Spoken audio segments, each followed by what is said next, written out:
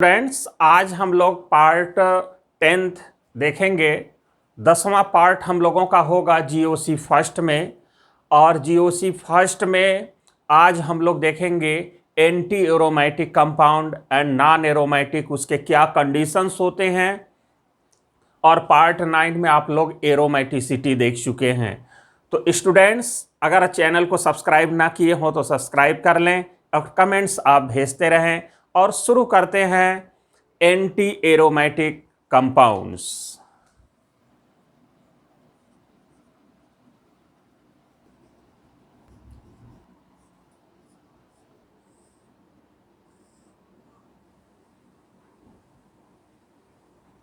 तो स्टूडेंट, हम लोग अगर देखें और कि एंटी एरोमेटिक कंपाउंड्स होते क्या है, तो कुछ ये कंडीशंस को अगर मॉलिक्यूल फॉलो करता है तो हम उस कंपाउंड को कह सकते हैं कि वो एंटी एरोमेटिक होगा। तो वो कंडीशंस क्या है जरा देखें एक एक करके। पहला तो यही है कि कंपाउंड शुड बी साइक्लिक। जैसे यहां पर एक एग्जांपल हमने ले लिया, ये साइक्लिक रिंग का। तो अब यहां पर ये कंपाउंड कैसा है, साइक्लिक है। तो पहला होना चाहिए कि ये कैसा होना चाहिए, साइक्लिक होना चाहिए, जैसा हम लोगों को दिख रहा है कि साइक्लिक है। दूसरा है कंपाउंड शुड बी प्लेनर या नियरली प्लेनर। तो इस सभी कार्बन एटम का हाइब्रिडाइजेशन sp2 होना चाहिए। तो सभी का क्या है, sp2 हाइब्रिडाइजेशन है। तो हम कह सकते हैं कि ये कैसा होगा, प्लेनर होगा। तो यहां पर कह सकते हैं कि ये प्लेनर भी है।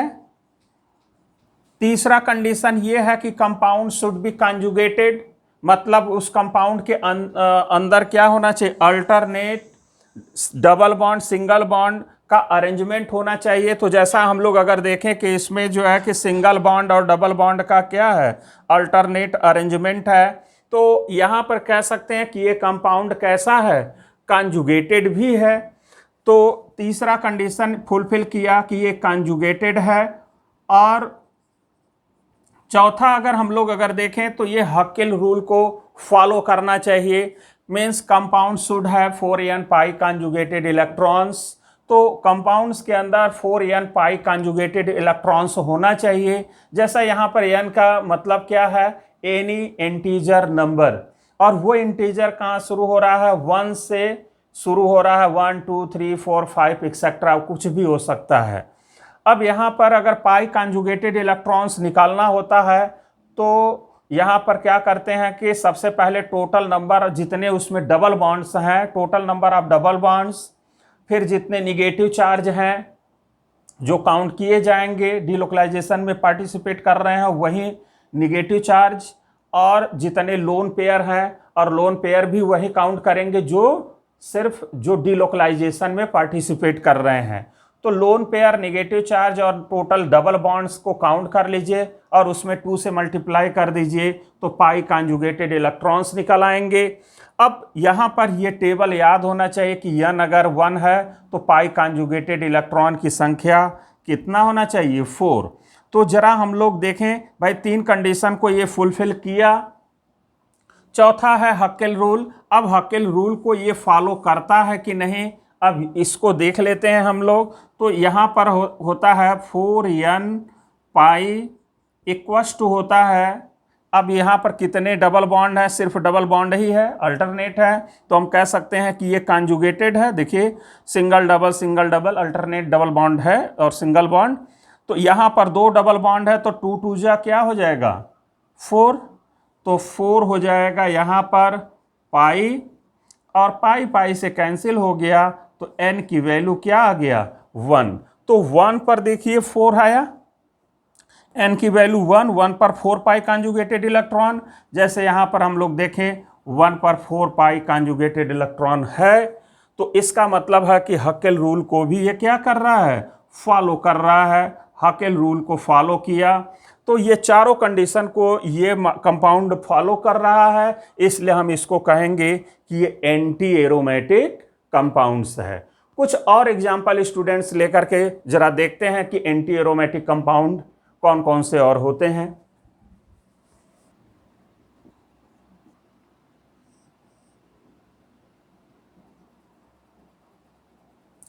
तो स्टूडेंट हम लोग अगर देखें कुछ एग्जांपल्स ले करके देखें कि वो एंटी एरोमेटिक है कि नहीं है, तो कंडीशन जैसा आप लोग ये जानते हैं कि साइक्लिक होना चाहिए, प्लेनर या नियरली प्लेनर होना चाहिए, कॉन्जुगेटेड होना चाहिए, और हकेल रूल के अनुसार 4n पाई कॉन्जुगेटेड इलेक्ट्रॉन्स होना चाहिए, और ये टेबल को फॉलो करना चाहिए। पहले तो ये जान लें कि ये टेबल याद कैसे होगा एंटी एरोमेटिक के लिए, यानी कि 4n पाई कॉन्जुगेटेड इलेक्ट्रॉन्स के लिए। तो देखिए 4 का टेबल याद है ना, 4 1 जा 4, 4 2 जा 10, अरे 8, 4 2 3 जा 12 है ना, 4 जा क्या हो जाएगा 16, फिर 4 जोड़ते चले जाइए, यानी 4 में 4 जोड़ते चले जाइए और ये हमको टेबल मिलता जाएगा, यानी कि ये 4 का टेबल ही तो है। तो ये क्लियर हो गया, टेबल याद हो गया।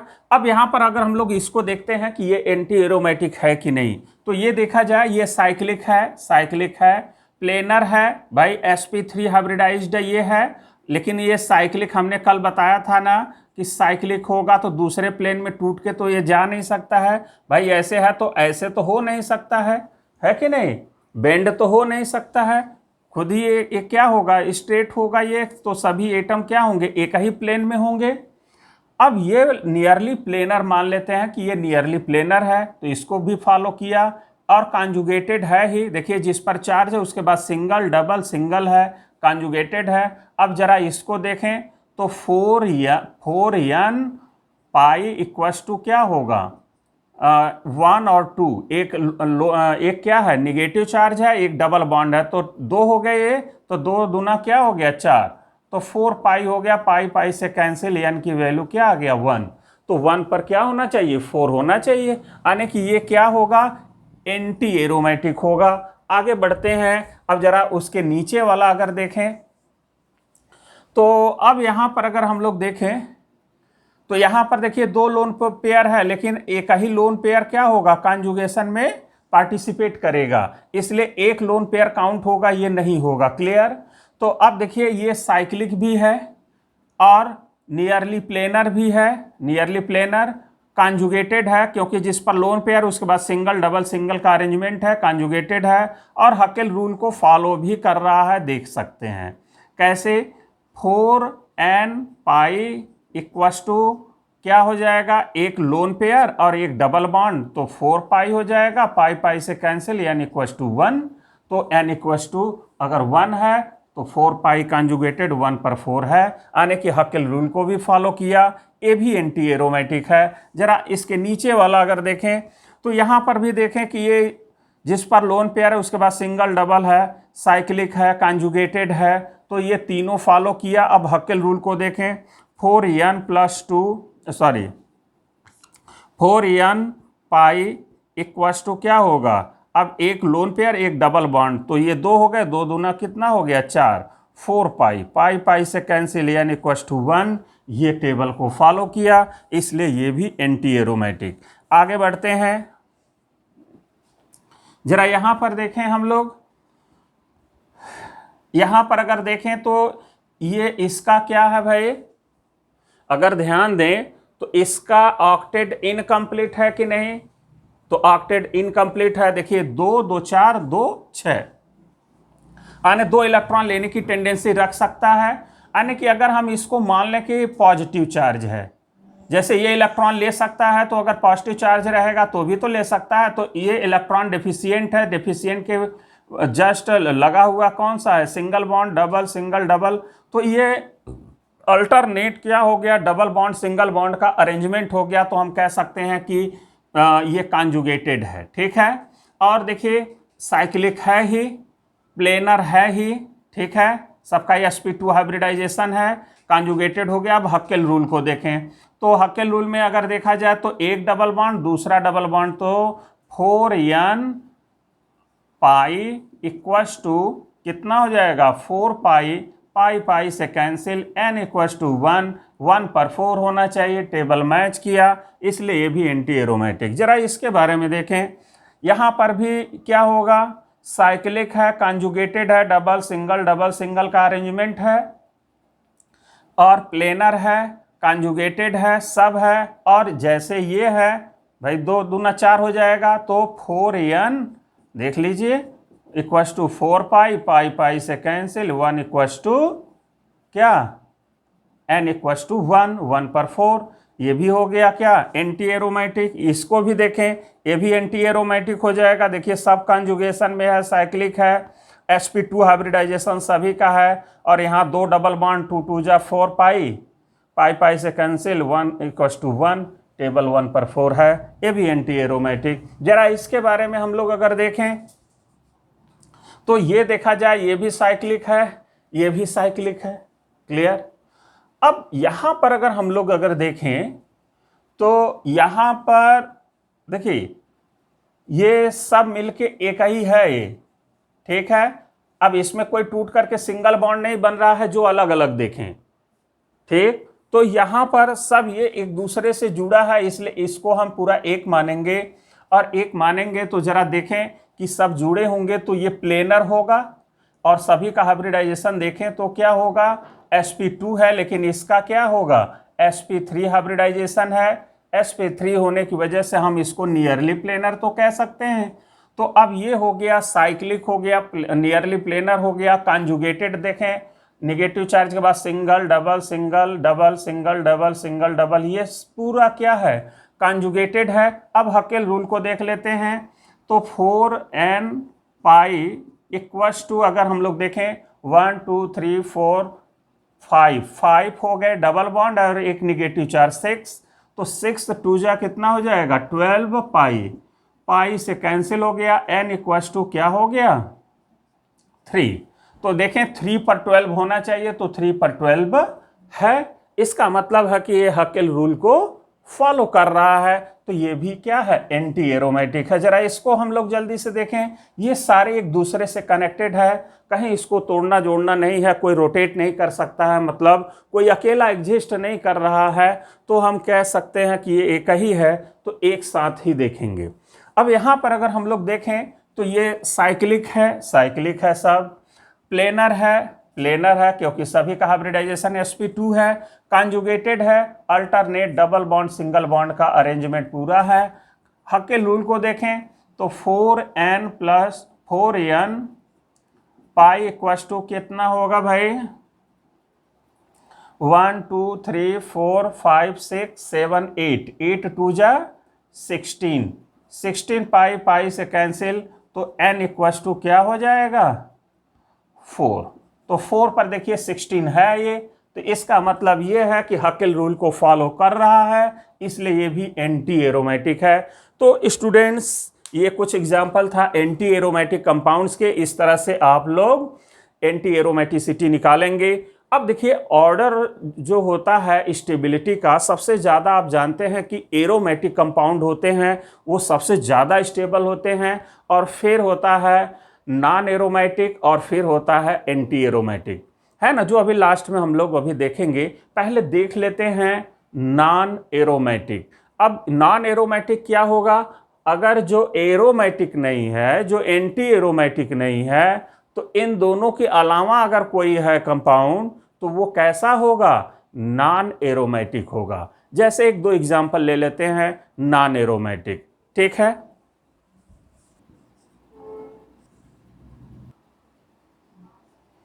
तो स्टूडेंट हम लोग अगर देखें नॉन एरोमेटिक कंपाउंड्स, ये हम आपके सामने एरोमेटिक और एंटी एरोमेटिक के सारे कंडीशंस और टेबल हमने लिख दिया है। कहने का मतलब है कि जो इस रूल को फॉलो किया तो एंटी एरोमेटिक, जो इसको फॉलो किया तो कैसा होगा, एरोमेटिक होगा। अब जैसे यहाँ पर अगर हम लोग देखें यहाँ पर, तो ये बेंजाइन है, क्लियर। तो ये बेंजाइन क्या है, जरा हम पहले इसी को देख लेते हैं। तो बेंजाइन का अगर रियल में स्ट्रक्चर देखा जाए तो यहाँ पर क्या होता है, ट्रिपल बॉन्ड, और ये डबल होता है। लेकिन ये एक्चुअल में जो ट्रिपल बॉन्ड होता है ये इसके परपेंडिकुलर होता है, और पार्शियली इस तरह से क्या होता है, ये पार्शियली यहाँ पर दूसरे प्लेन में ये तीसरा बॉन्ड होता है, ट्रिपल बॉन्ड होता है। ये इस बात को ध्यान देंगे। तो अब एक्चुअल में अब रिंग में अगर देखें तो एक डबल बॉन्ड, दो डबल बॉन्ड, अब तीन डबल बॉन्ड है जो एक प्लेन में है। तो अब यहाँ पर अगर देखें तो ये साइक्लिक है, प्लेनर भी है, क्योंकि सभी का हाइब्रिडाइजेशन sp2 ही होता है, इसका भी sp2, इसका भी sp2, sp2, sp2, sp2, और कॉन्जुगेटेड भी है। और हक्केल रूल को देखें तो 4n+2 पाई इक्वल्स टू क्या होता है, 1 2 3 2 जा 6 पाई, 6 पाई, पाई पाई से कैंसिल, तो यहाँ पर क्या हो जाएगा, n की वैल्यू 1, 1 पर 6 पाई कॉन्जुगेटेड इलेक्ट्रॉन। इसका मतलब है कि ये जो बेंजाइन था एक्चुअल में एरोमेटिक कंपाउंड है, इसको आप लोग जाने। जैसे यहाँ पर आपने ले लिया, एंटी एरोमेटिक होगा तो इसके टेबल के हिसाब से आप मैच कराएंगे, चेक करेंगे। देखिए हक्केल रूल को जब फॉलो आप कराते हैं तो पहले केवल पाई कॉन्जुगेटेड इलेक्ट्रॉन ही काउंट कर लो, बाकी तो तीनों तुरंत देख लोगे कि साइक्लिक है कि नहीं, प्लेनर है कि नहीं, कॉन्जुगेटेड है कि नहीं। उसके बाद जब हक्केल रूल आए तो आप ऐसा करना, पाई कॉन्जुगेटेड इलेक्ट्रॉन आप लोग निकाल लेना। निकालने के बाद अगर वो इस टेबल में से कोई अंक मैच कर रहा है तो वो एंटी एरोमेटिक का वो हक्केल रूल फॉलो कर रहा है। अगर इस टेबल में से कोई मैच किया, पाई कॉन्जुगेटेड इलेक्ट्रॉन मान लीजिए 6 आ गया, 2 आ गया, 10 14 18 22 26 30, इसमें से कोई अगर पाई कॉन्जुगेटेड इलेक्ट्रॉन आ रहा है तो समझ जाना कि वो एरोमेटिक है। क्लियर? तो ऊपर के 3 अगर फॉलो कर रहे हैं तो कंफ्यूजन होगा कि वो एरोमेटिक है कि एंटी एरोमेटिक है।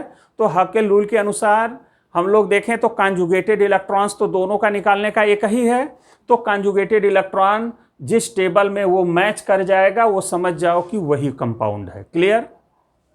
एरोमेटिक से किया तो एरोमेटिक, एंटी एरोमेटिक से किया तो एंटी एरोमेटिक। क्लियर? अब जैसे यहां पर 6 था भाई, 3 डबल बॉन्ड है तो 3 दूना 6, तो 6 तो इसमें आता नहीं, 6 इसमें आ रहा है 6, तो इसका मतलब वो एरोमेटिक हो गया। क्लियर? तो ऐसे डायरेक्ट मतलब तुरंत लगा सकते हैं बिना कैलकुलेशन के। कहने का मतलब ये है, ये एक तरह का क्या है, ट्रिक है। यहां पर देखें नॉन एरोमेटिक, नॉन एरोमेटिक के लिए कोई कंडीशन नहीं है, मतलब जो कंपाउंड एंटी एरोमेटिक नहीं हुआ या जो कंपाउंड एरोमेटिक नहीं हुआ तो वो जरूर क्या होगा, नॉन एरोमेटिक होगा। मतलब एरोमेटिक एंटी एरोमेटिक के अगर कंडीशन को फॉलो नहीं कर रहा है, ठीक है, तो इसका मतलब है कि ना वो एंटी एरोमेटिक है ना एरोमेटिक है, तो तब वो क्या होगा, नॉन एरोमेटिक होगा। क्लियर? तो नॉन एरोमेटिक के लिए ये अगर नहीं है तो यही होगा, ये क्लियर हो गया। अब यहां पर अगर हम लोग देखें तो ये डबल बॉन्ड है, फिर यहां पर सिंगल सिंगल सिंगल, मतलब ये कॉन्जुगेटेड है ही नहीं, इसलिए ये एंटी न एरोमेटिक होगा और न ही एरोमेटिक होगा, ये सीधे क्या होगा, नॉन एरोमेटिक होगा। इसको देखें तो इसका लोन पेयर के बाद क्या है, सिंगल डबल, लेकिन फिर उसके बाद सिंगल सिंगल हो गया, तो ये कोई साइक्लिक लूप नहीं बना पाएगा, है ना, चाहे ऐसे ये कंप्लीट एक लूप बनना चाहिए। तो यहाँ से तो ये सिंगल सिंगल है, तो इधर से तो कोई लूप मतलब डिलोकलाइजेशन हो ही नहीं सकता है, इसलिए ये क्या होगा, कॉन्जुगेटेड नहीं माना जाएगा, इसलिए ये नॉन एरोमेटिक होगा। यहाँ पर देखें, यहाँ भी सिंगल है, बाकी तो ये यहाँ तक कॉन्जुगेटेड हैं, लेकिन कंप्लीट लूप तो नहीं ना बना, इसलिए ये क्या होगा, नॉन एरोमेटिक। यहां पर देखें, यहां भी सिंगल है, यहां भी सिंगल है, ये लोन पेयर इसमें डिलोकलाइज यहां तक हो रहा है, लेकिन यहां पर ये ब्लॉक कर दे रहा है सिंगल सिंगल होने की वजह से, इसलिए ये भी नॉन एरोमेटिक होगा। यहां पर देखें, यहां से ये डिलोकलाइज यहां से यहां तक हो रहा है, लेकिन यहां पर नहीं हो रहा, यहां पर इस पर कोई फर्क नहीं पड़ेगा क्योंकि यहां पर कॉन्जुगेशन भी नहीं है, सिंगल सिंगल है, इसलिए ये भी क्या है, नॉन एरोमेटिक है। यहां पर देखें तो यहां इसका लोन पेयर देखिए डिलोकलाइज हो रहा है, लेकिन यहां से ये ब्लॉक कर जा रहा है, कंप्लीट लूप नहीं बन पा रहा डिलोकलाइजेशन का, इसलिए हम यहां पर कहेंगे कि भाई यहां सिंगल, यहां भी सिंगल, ठीक है।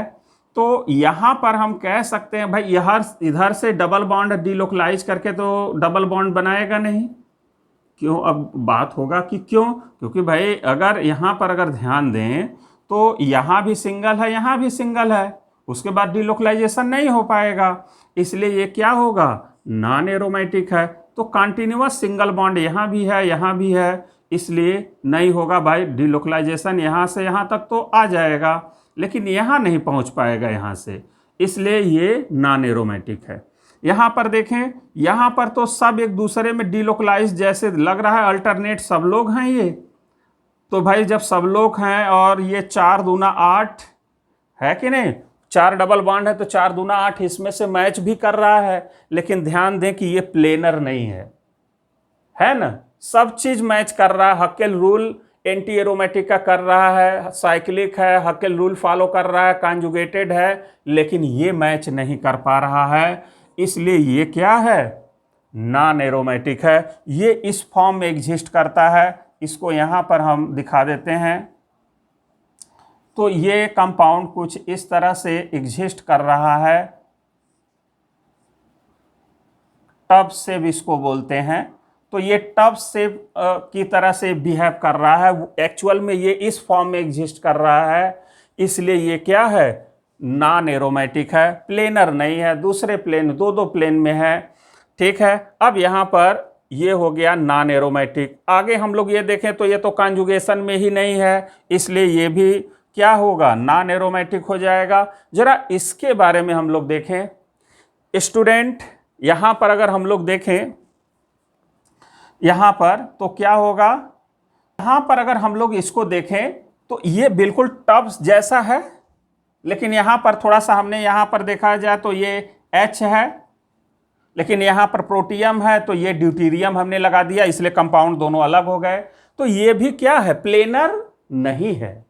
तो जब प्लेनर नहीं है तो ये भी क्या होगा, नॉन एरोमेटिक होगा। तो ये स्टूडेंट्स रहा aromatic, non aromatic, anti aromatic, इन सारे कंडीशन पर, इन सारे कंडीशंस भी आपने देख लिया, एग्जाम्पल्स भी देख लिए, है ना। अब इसमें हम कुछ एग्जाम्पल्स आपको देते हैं जो प्रैक्टिस के रूप में होगा। जरा आप लोग वो एग्जाम्पल लिखें और प्रैक्टिस करें। तो स्टूडेंट्स हम लोग एक पॉइंट इसमें और देख लेते हैं, ऑर्डर ऑफ स्टेबिलिटी। तो एरोमेटिक कंपाउंड जो होते हैं सबसे ज्यादा स्टेबल होते हैं, फिर नॉन एरोमेटिक कंपाउंड्स होते हैं, और फिर लास्ट में एंटी एरोमेटिक कंपाउंड्स होते हैं। तो सबसे कम स्टेबल होते हैं एंटी एरोमेटिक कंपाउंड, और सबसे ज्यादा होते हैं एरोमेटिक कंपाउंड्स, बीच में होते हैं नॉन एरोमेटिक कंपाउंड्स। क्लियर। तो ये रहा स्टूडेंट्स स्टेबिलिटी का ऑर्डर।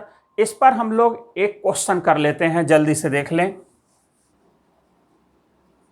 तो स्टूडेंट जरा हम लोग इसका एक एप्लीकेशन देख लें, aromatic, non aromatic, anti aromatic का, ठीक है, क्योंकि बिना एप्लीकेशन का मजा नहीं आएगा। फिर क्वेश्चन देते हैं आपको प्रैक्टिस के लिए। तो देखिए क्वेश्चन ये है कि अमॉन्ग द ब्रोमाइड्स 1 to 3, 1 से लेके 3 तक, 1 to 3 है, given below the order of reactivity is SN1 reaction. तो SN1 रिएक्शन के लिए रिएक्टिविटी का ऑर्डर पूछ रहा है। तो आप जानते हैं कि SN1 रिएक्शन वही देता है जिनका कार्बोकेटायन क्या हो, ज़्यादा स्टेबल हो। तो जिनका कार्बोकेटायन ज़्यादा स्टेबल होगा वही SN1 रिएक्शन हो देगा। तो अब जरा हम लोग कार्बोकेटायन बना दें इसका हम लोग निकाल करके। तो अब यहाँ पर हो जाएगा प्लस, भाई Br माइनस निकल गया, यहाँ से भी Br माइनस निकल गया, तो अब यहाँ हो गया प्लस, अब यहाँ पर हो गया क्या, Br माइनस निकल के अब यहाँ भी हो गया प्लस। अब यहाँ पर स्टेबिलिटी का ऑर्डर देखना है कि कौन ज़्यादा स्टेबल होगा। जो ज़्यादा स्टेबल होगा उसमें रिएक्टिविटी SN1 का ज़्यादा होगा। तो अब जरा यहाँ पर रिएक्टिविटी का ऑर्डर देखें तो कैसे देखेंगे, किस बेसिस पर, इन्हीं के आधार पर देखेंगे। अगर हम लोग यहाँ पर देखें तो ये कैसा होगा इसके बारे में जाने, या हम यहाँ से शुरू कर, यहाँ पहले कर लेते हैं। तो देखिए यहाँ पर तो ये सीधे नॉन एरोमेटिक है। क्लियर भाई, ये कैसा है, नॉन एरोमेटिक है, ये क्लियर है ना भाई। तो देखें तो यहाँ पर थोड़ा हम लोग देखें, है ना। तो यहाँ पर क्या है कि डबल बॉन्ड है, वो भी क्या है, अल्टरनेट है। लेकिन यहाँ पर अगर देखा जाए तो सिंगल बॉन्ड के बाद पॉजिटिव चार्ज है, सिंगल बॉन्ड, यानी कि ये कॉन्जुगेशन में है। यही कंपैरिजन हम इसमें करना चाह रहे हैं। तो यहाँ पर अगर देखें तो 2 सिंगल बॉन्ड है यहाँ पर, इसके बाद भी सिंगल है। तो यहाँ से तो डिलोकलाइजेशन होगा, लेकिन कंप्लीट लूप नहीं बनेगा। जब कंप्लीट लूप ही नहीं बनेगा तो सीधे नॉन एरोमेटिक हो गया ये। तो हम यहाँ पर सीधे लिख देते हैं non aromatic. Non aromatic compound होगा ये, या आयन लिख सकते हैं। ठीक है, यहाँ पर अगर हम लोग देखें भाई Br जुड़ा होगा तो कंपाउंड ही हम मान लेते हैं, तो वो देगा तब ये आयन निकालने के बाद। यहाँ पर अगर हम लोग देखें तो ये कैसा होगा, ये अगर हम लोग ध्यान से देखें तो अब ये कैसा हो जाएगा, तो यहाँ पर अगर देखा जाए तो ये इसको देगा, तो यहाँ से देखिए ये कंप्लीट लूप बन जाएगा। ठीक, अगर यहीं उल्टा कर देंगे तो भी यहाँ पर पहुँच जाएंगे सारे पाई इलेक्ट्रॉन्स। भाई यहाँ से ये चले तो यहाँ, और यहाँ से ये इसको दिया, ये इसको दे दे तो भी यहाँ पर पहुँच जाएंगे। तो कॉन्जुगेशन हो गया, साइक्लिक हो गया, और सभी का हाइब्रिडाइजेशन sp2 है ही। भाई सभी प्लेनर हैं, इसमें कोई डाउट नहीं। तो अब हकेल रूल को भी ये देखें फॉलो कर रहा है कि नहीं। तो 4n पाई इक्वल्स टू क्या, दो डबल बॉन्ड है तो 2 2 जा 4 पाई, पाई पाई से कैंसिल, n बराबर क्या हो जाएगा 1। तो 1 पर 4 होना चाहिए एंटी एरोमेटिक के लिए। तो हम ये कह सकते हैं कि ये कैसा है, एंटी एरोमेटिक है, एंटी एरोमेटिक है।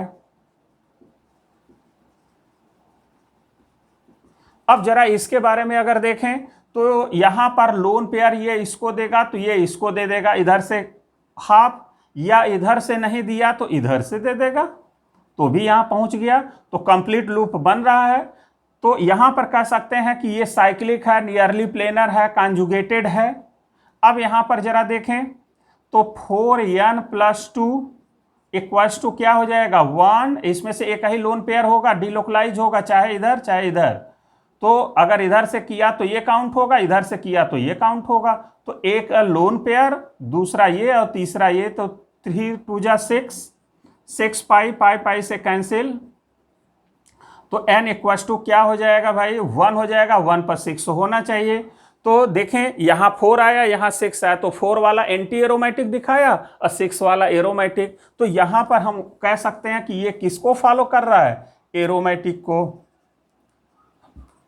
एरोमेटिक। तो ऑर्डर क्या होगा भाई, स्टेबिलिटी का ऑर्डर तो यही है। तो सबसे ज्यादा होता है एरोमेटिक, आने तीसरा सबसे फास्ट होगा इसमें SN1 रिएक्शन, SN1 रिएक्शन की रिएक्टिविटी इसमें सबसे फास्ट। फिर किस में होगा, नॉन एरोमेटिक है तो फास्ट हो जाएगा। फिर क्या होगा, सेकंड है क्योंकि एंटी एरोमेटिक लास्ट में आता है। तो ये रिएक्टिविटी ऑर्डर आ गया क्या, reactivity order of SN1 reaction. ठीक है, तो ये आंसर हो गया, ऑर्डर हो गया। ठीक है, अब आपको एग्जांपल दे रहे हैं कंपाउंड्स के लिए इस पर एरोमेटिक। तो स्टूडेंट यहां हम ढेर सारे क्वेश्चन लिख दिए हैं, ये आपके प्रैक्टिस के लिए है। इन सभी को बहुत अच्छे से आप लोग सॉल्व करिएगा, और इसको तो बहुत अच्छे से, क्योंकि यहाँ आप लोगों को डबल बॉन्ड नहीं दिखाई दे रहा है, लेकिन डबल बॉन्ड देखिएगा कैसे बन जा रहेगा। देखिए ये इसको देगा, ये इसको देगा, ये इसको देगा, आप समझ गए होंगे। इसके हिसाब से आप लगाइएगा। तो ये आपके प्रैक्टिस के लिए हमने दे दिया, आप इसको पॉज करके पूरे यहाँ पर आंसर भी हमने दे दिया है, पूरा आंसर आप मिला सकते हैं। तो ये एप्लीकेशन है, या हम यूँ कहें कि क्वेश्चन है एरोमेटिक और एंटी एरोमेटिक का। तो आप इसमें से आइडेंटिफाई करना है, क्वेश्चन यही है कि आइडेंटिफाई द एरोमेटिक, है ना, and anti aromatic compounds in the following. Clear, तो ये आप इसको सॉल्व करिए। ठीक है, तो स्टूडेंट इस वीडियो के लिए इतना ही। फिर हम लोग 11th वाले वीडियो में मिलेंगे, आगे वाले वीडियो में, नेक्स्ट वीडियो में मिलेंगे। और ये अगर अच्छा लगे तो स्टूडेंट्स इस चैनल को ज़रूर सब्सक्राइब करिएगा, ताकि कोई भी वीडियो अपलोड अगर हम करें यूट्यूब पर तो उसका नोटिफिकेशन आपको तुरंत मिल जाए, और आप लोग लाइक भी करते रहें। तो इस वीडियो के लिए इतना ही। अब हम लोग नेक्स्ट वीडियो में मिलेंगे। धन्यवाद।